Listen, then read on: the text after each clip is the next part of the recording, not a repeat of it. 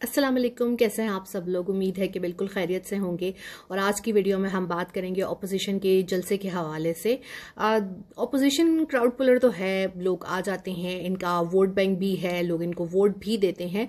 लेकिन हो ये रहा है कि कोरोना के दरमियान इनकी गैर संजीदगी इस तरह नहीं होनी चाहिए थी और इनको अवाम की जो जिंदगी है वो खतरे में नहीं डालनी चाहिए थी। लेकिन फिर भी जलसा हुआ, लोग आए। और अब कितने लोग जो हैं वो कोरोना का शिकार होंगे ये अल्लाह ही जानता है। लेकिन ऑपोजिशन जो है वो किसी की बात सुनने को तैयार नहीं है। हालांकि इस वक्त ऑपोजिशन के अपने कितने लीडरान को जो है वो कोरोना वायरस हुआ है, लेकिन गैर संजीदगी का ये आलम है कि बात सुनने को तैयार नहीं है। अब आज जो है आसिफा भुट्टो की जो है ऑफिशियल एंट्री हुई सियासत में। बड़ा अच्छा बोली, बड़ी प्यारी दिख रही थी। अजरक का सूट पहना हुआ था, साथ रिवायती शॉल ली हुई थी और उनको देख के जो है वो उनकी वालिदा की जो है वो याद आ गई।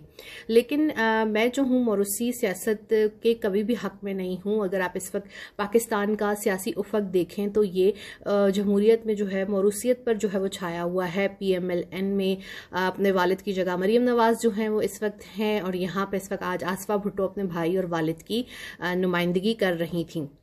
हमारे यहाँ जो जमहूरियत है वो मौरूसियत पे डिपेंड करती है और नए चेहरों को जो है वो उस तरह से नहीं जो है वो आगे आने दिया जाता, यानी कि पार्टीज के अपने अंदर ही जमहूरियत नहीं है। फैमिली जो है वो एक पॉलिटिक्स का मरकज है, एक जमहूरियत का मरकज है।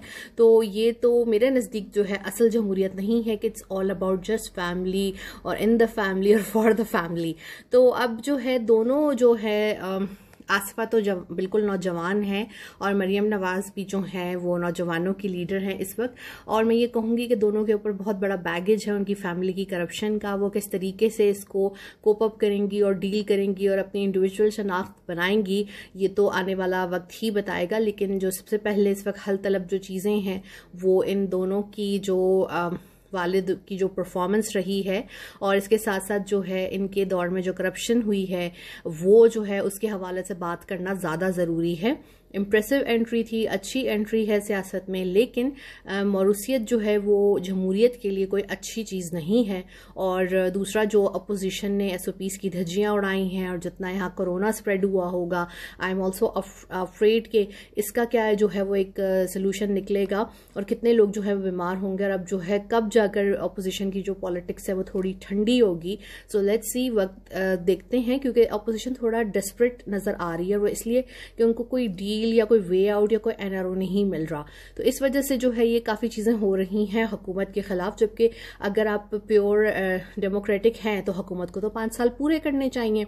सो हुकूमत इंशाल्लाह अपने 5 साल पूरे करेगी और अपोजिशन को इस वक्त थोड़ी सी जो है वो समझदारी और थोड़ी सी तहम्मुल मिजाजी जो है वो दिखानी चाहिए, क्योंकि इस वक्त सब पेंडेमिक में हैं और ये बहुत रिस्की चीज़ है। तो बेहतर है कि इस वक्त पब्लिक गैदरिंग्स पर पाबंदी लगाई जाए। अल्लाह हाफिज़।